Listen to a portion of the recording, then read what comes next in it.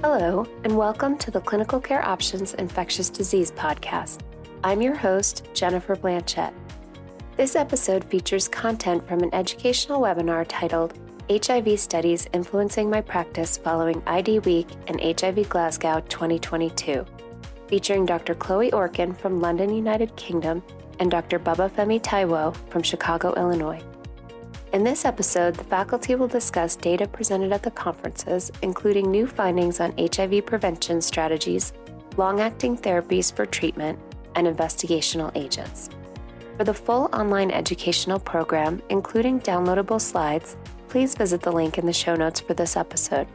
Now let's get started and hear what Dr. Orkin and Dr. Taiwo have to say about new HIV data from IDWeek and HIV Glasgow 2022.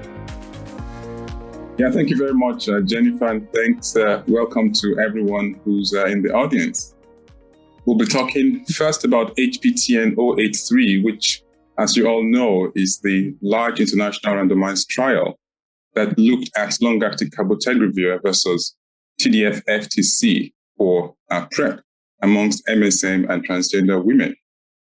This trial, you'll recall, showed superiority of long-acting cabotegravir during the blinded phase, as a result of which the study was changed, it was rolled over to the unblinded phase. And now we have data, as shown here, covering the blinded phase and 1 year following unblinding that continues to show superiority of long-acting cabotegravir over TDF-FTC with a hazard ratio of about 0.34, meaning about 66% lower risk of infection in those recipients of long-acting cabotegravir. The current analysis is looking at biology and pharmacology data in 52 infections that occurred amongst patients in the 1 year or so post during the unblinding phase. And amongst those infections, 18 were in the cabotegravir arm. And the first thing I'd like to point your attention to is that this current analysis that includes 18 new infections in the cabotegravir arm included 3 cases of integrase mutations, which has been important because integrase, we know, that the backbone of HIV therapy, frankly, now. And so resistance to integrase is something that we want to know about. And then if you look at the small table here, you'll see that the infections that occurred in the cabotegravir arm actually occurred in different scenarios. Most of the infections occurred in individuals who were more than 6 months post their last cabotegravir injection. Also occurred in some individuals who were delayed for more than 10 weeks. But there were also 2 infections in individuals that occurred despite on-time injections, which we had seen before in earlier reports. And so the bigger table now puts together all the cases of integrase mutations that have occurred in the context of HPTN-083 and really tries to let us understand what the risk of this resistance emergence is, depending on the time point during the trial that somebody got infected. So the first column shows those who were infected because they got cabotegravir while they were infected, essentially. They had occult HIV infection, received cabotegravir. There were 6 of those individuals. 2 of them had resistance mutations emerge. Some got infected during the oral lead-in. 3 of them, there were 2 of the 3 that had resistance mutations.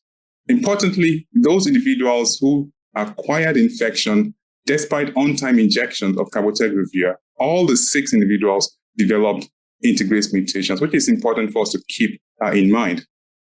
And also equally important is that those individuals who got infected after experiencing delays of at least 10 weeks, or whose infection occurred at least 6 months from the last injection of cabotegravir, meaning that they didn't have cabotegravir recently.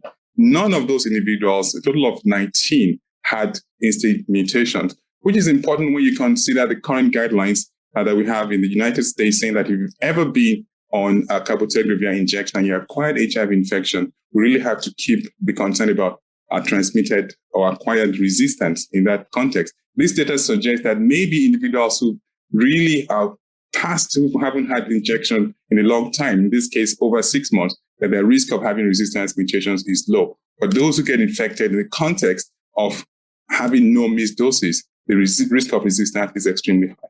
Let's move quickly to another important study that looked at awareness and use of PrEP among cisgender women in the United States. A large study was done on social media, involved 961 participants late last year, with most coming from the western part of the United States.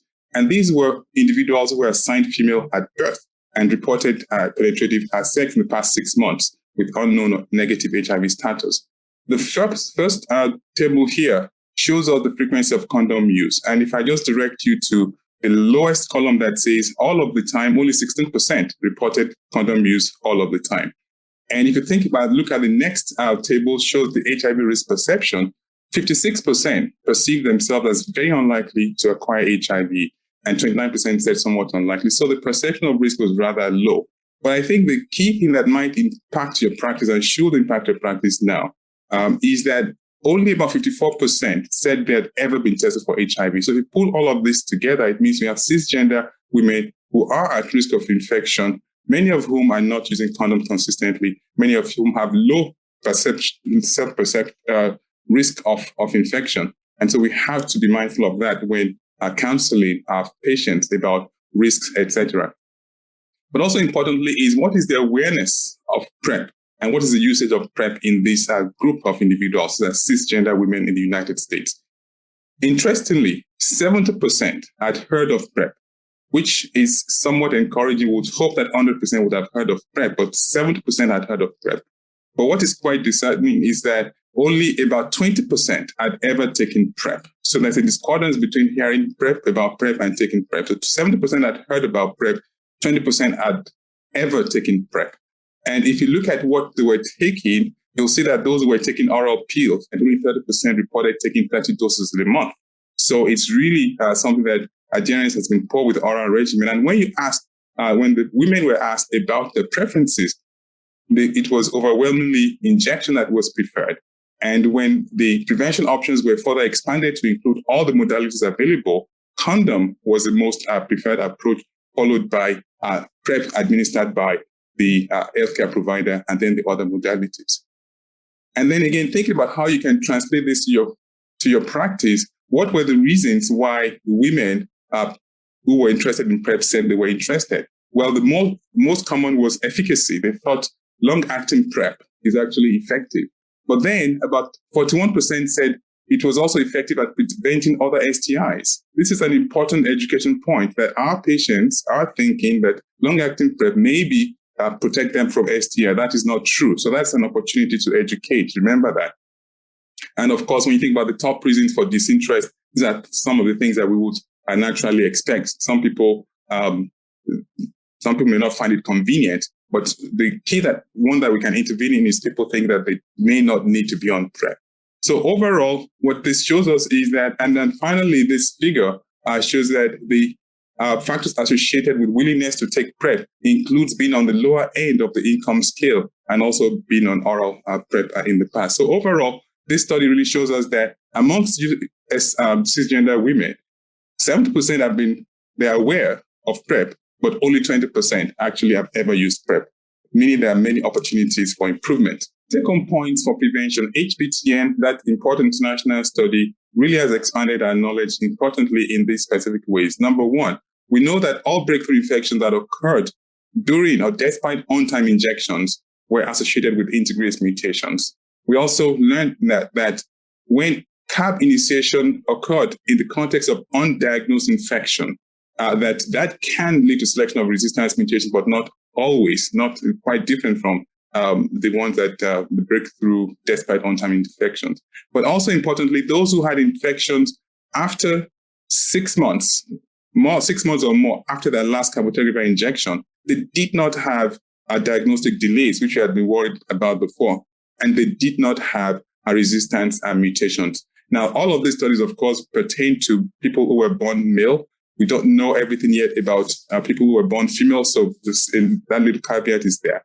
And of course, as I shared with you, 70% of cisgender women in this recent study had heard of PrEP.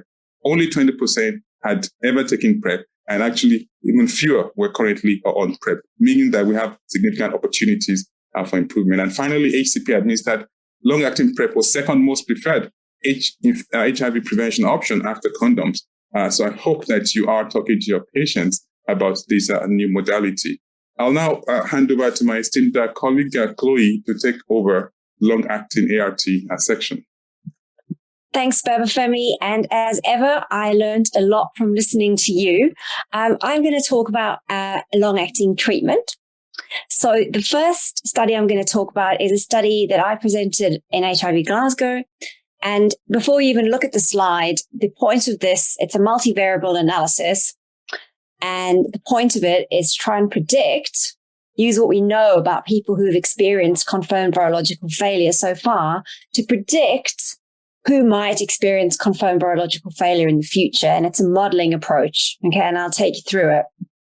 So what happened is that pooled data from the FLAIR study through week 124, ATLAS through week 96, ATLAS 2M through week 152, for participants that were exposed either to 4-weekly or 8-weekly cabotegravir or piperine were analyzed in 2 different models.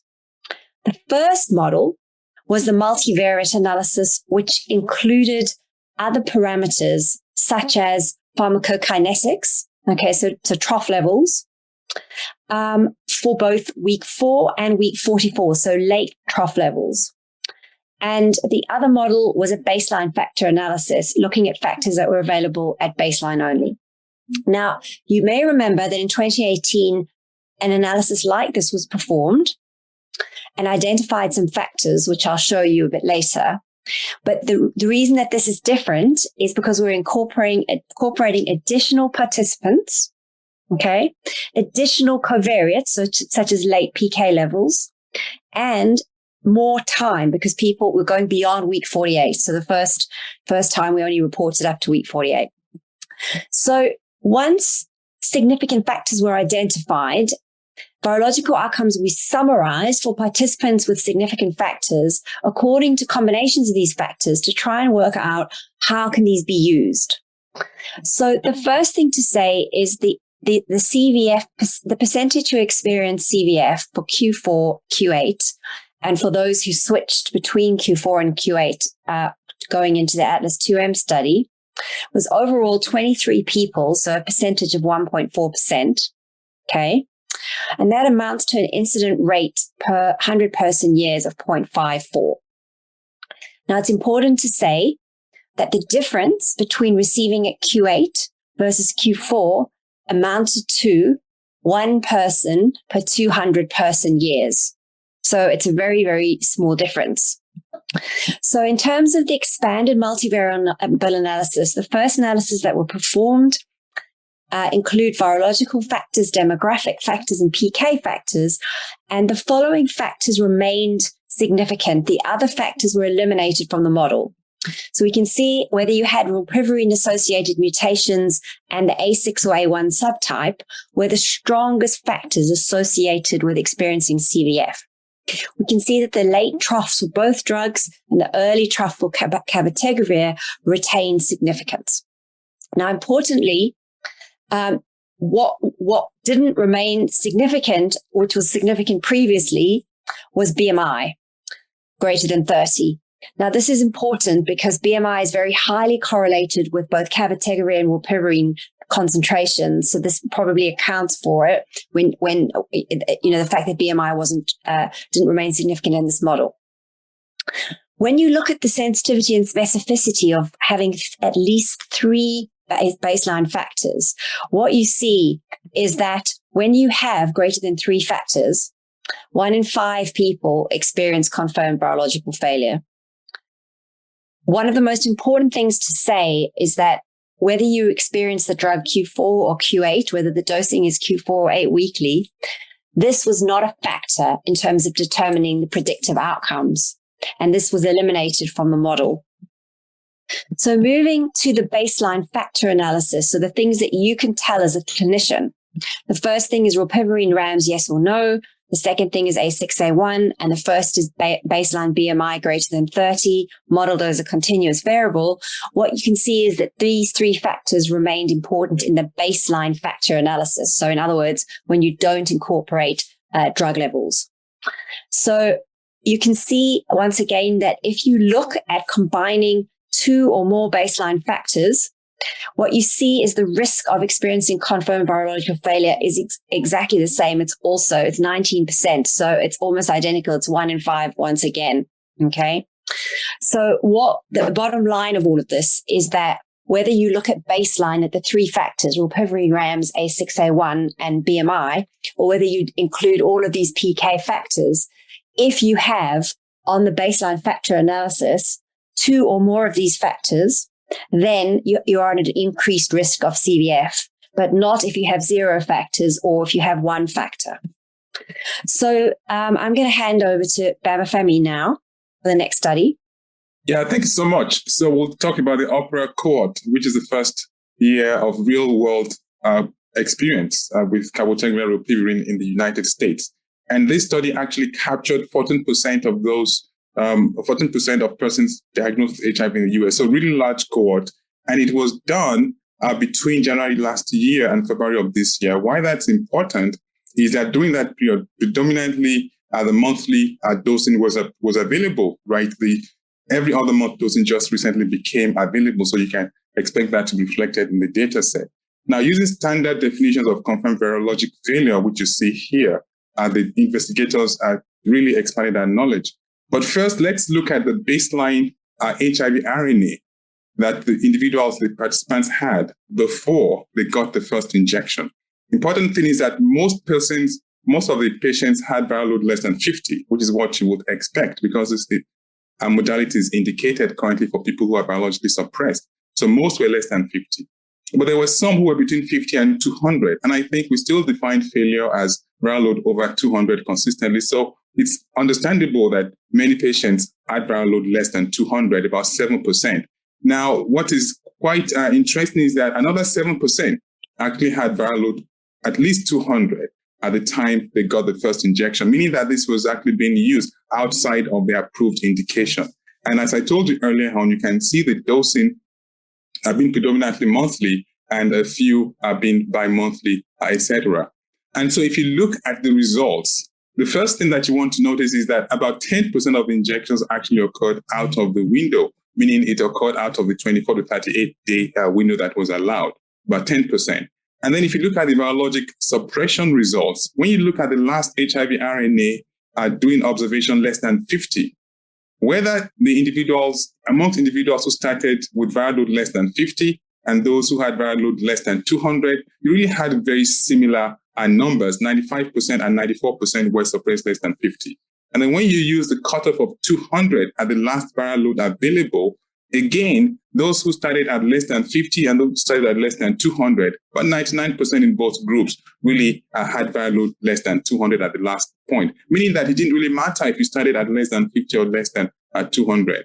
And so the third group, which is the group that again is being used outside of the current indication, are those who had viral load at least 200 or more when they started this cabotegravir rilpivirine. And you can see that even in that group, 91%, turns out to be about 19 out of the 21 individuals who in this group actually achieved suppression. Not indicated right now, but it's very important for us to keep this in mind.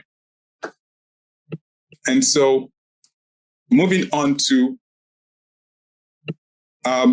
maybe I'll move on and hand over back to Chloe to take us through the Carlos cohort. Wonderful. Thank you so much. So this is a much sort of simpler, easier study to present. So this is a German cohort, a real-world cohort based on cabotegravir rilpivirine use in Germany every 2 months. So people suppressed switch, and we're talking about 236 people, most of whom received the oral lead-in, and that was per patient preference. 24 people had 1 known risk factor for virological failure, and 1 participant had 2 risk factors. So they were well matched. And in terms of the injection visits, what we can see is that 97.2% of people received their drug within the 7-day dosing window or earlier. And in terms of the late injections, 6 were covered by oral bridging. So moving to the virological outcomes at month 6, what you see is that almost 90% were undetectable at week 24. In terms of virological failures, the percentage of this was 0.5. There was only one person who was classified formally according to the study criteria as a confirmed virological failure. And this person had a very, very large number of integrase inhibitors that emerged. And it's not 100% clear why this happened, because he didn't conform to the model that I just presented. He didn't have any of the factors. So, which isn't impossible, because obviously, as I showed you, the positive predictive value wasn't 100%, because there may be other factors that are also associated.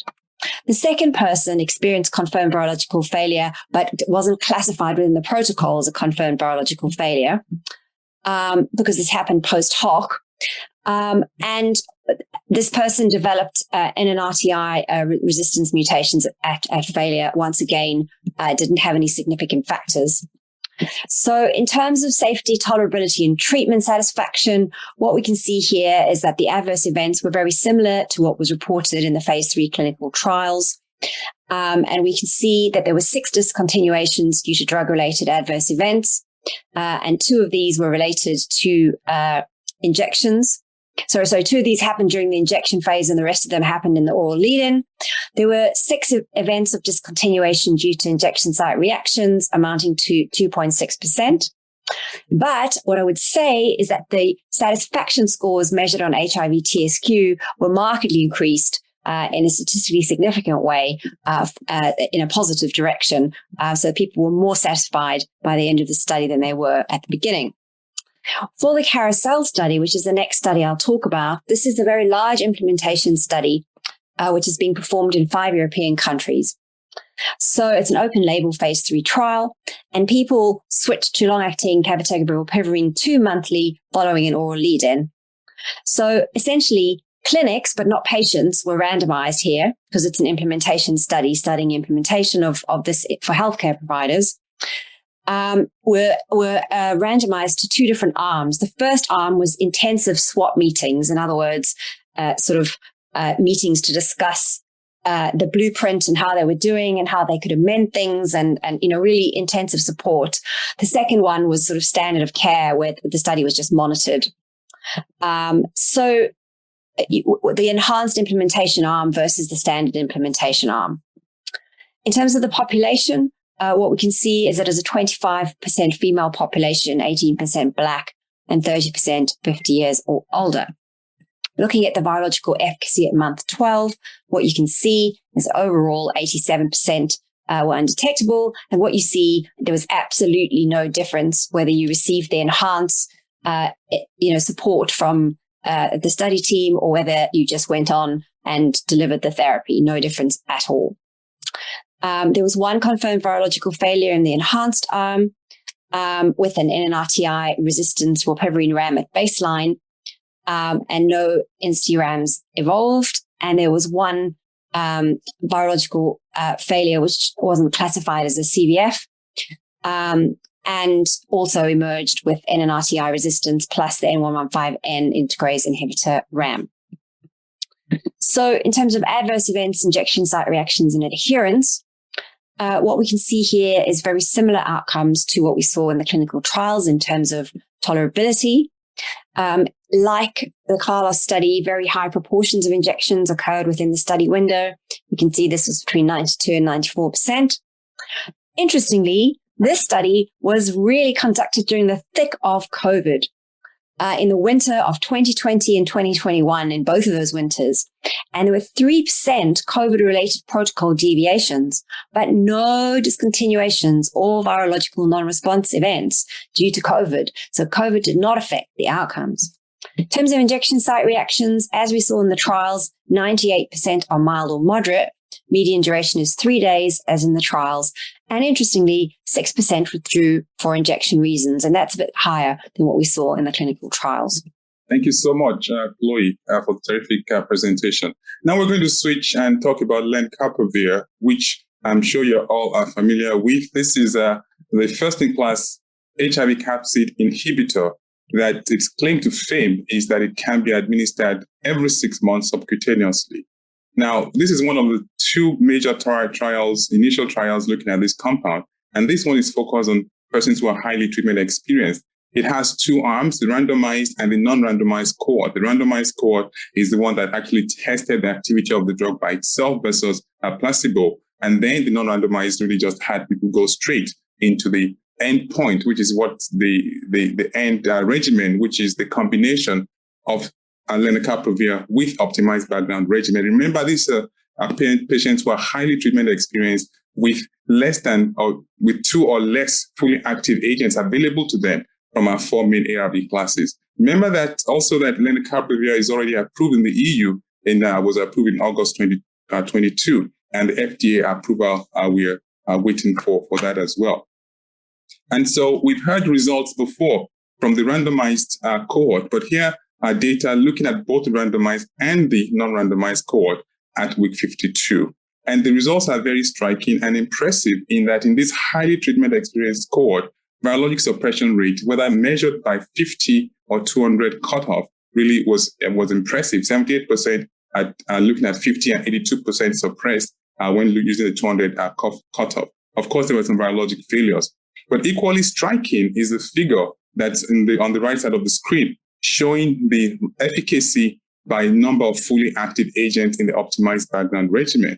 And the reason it is striking is that regardless of the number of fully active agents that the participants had in their background regimen, so it didn't matter whether they had 0 fully active agents, 1 fully active agent, or 2 or more fully active agents, regardless of the number, efficacy was still at least 75%. Meaning in those patients with 0, this drug almost by itself was achieved that level of efficacy, which is quite impressive. And mean CD4 count increase was also quite robust at almost 100.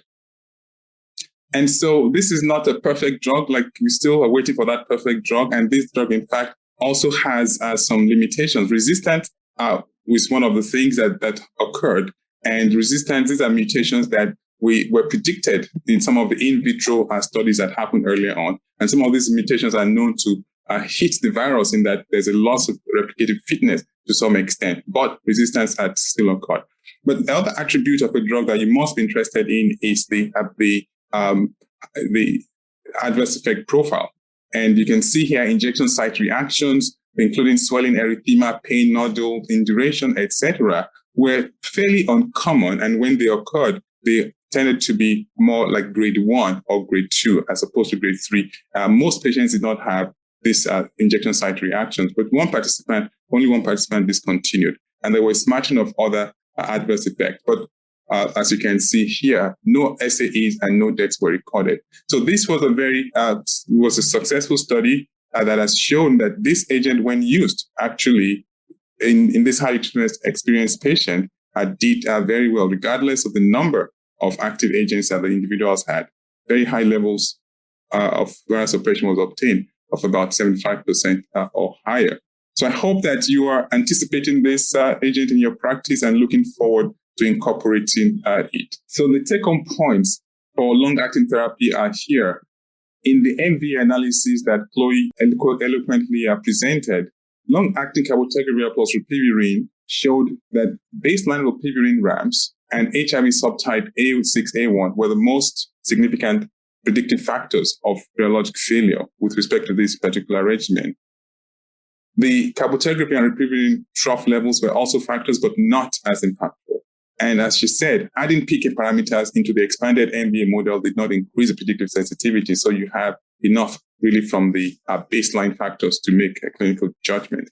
OPERA, as you heard from me, showed high efficacy of long-acting cabotegravir plus rilpivirine in the US cohort, including when used off-label amongst unsuppressed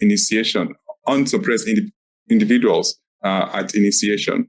And 10% of first 3 injections were outside of the target window. You heard about Carlos, which showed high efficacy of the regimen in the German context with more than 97% of injections given within the window, low rates of discontinuation for injection site reactions, and significant increases in satisfaction. You heard about Carousel, also from Chloe, showing high efficacy and tolerability with similar outcomes, whether standard approach was used or whether there was an enhanced implementation strategy across diverse groups of individuals. COVID had no impact on outcomes. And finally, you heard about Capella in heavily treatment-experienced patients with limited treatment options, showing that lenacapavir plus an optimized background regimen demonstrated efficacy, both immunologic and virologic, with only one injection site reaction leading to discontinuation.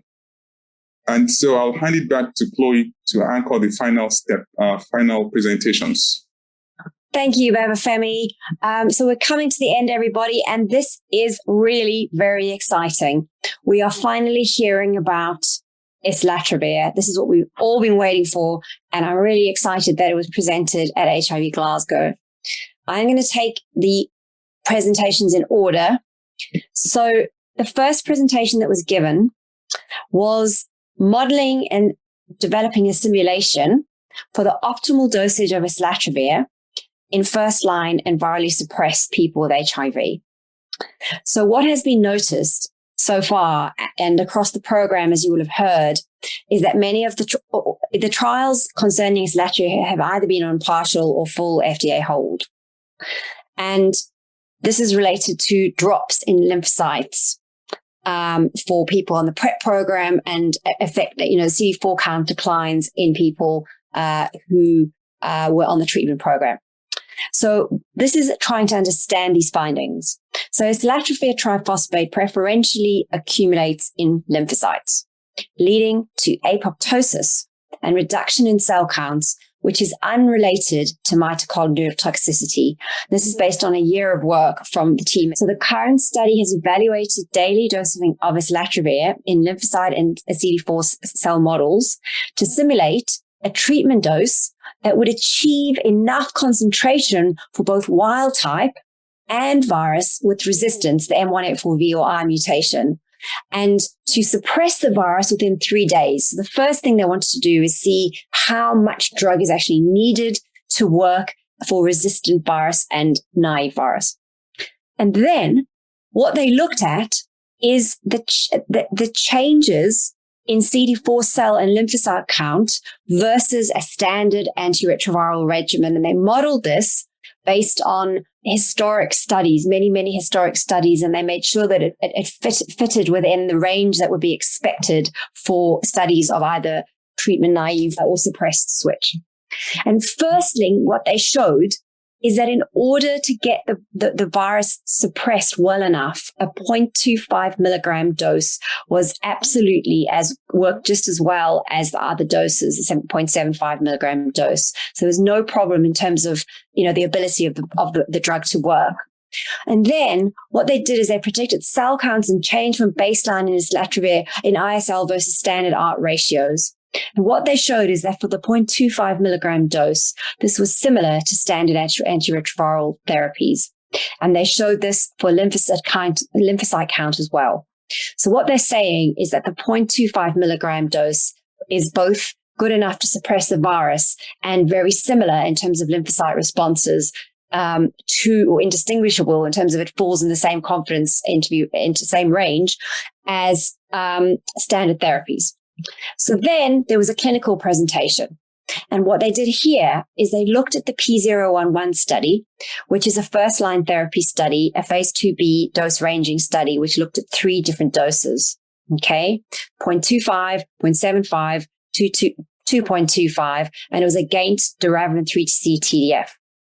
First-line therapy study. Okay, you can see there's small numbers in each arm, but what they looked at is the mean change in total lymphocyte count and CD4 count.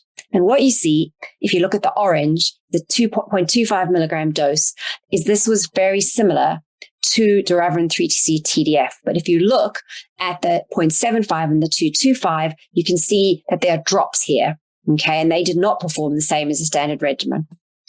Now, at week 72, people were switched to 0.75 milligrams through to 144, because that was the dose that was originally selected to go forward for phase 3. So this means that those people who started off in the 0.25 milligram dose had an increased dose, and those people who started in the 2.25 milligram group drop their dose significantly. So what you see in the 0.25 milligram dose is their counts dropped because they were now receiving a higher dose. And for the 2.25 milligram dose, their parameters improved.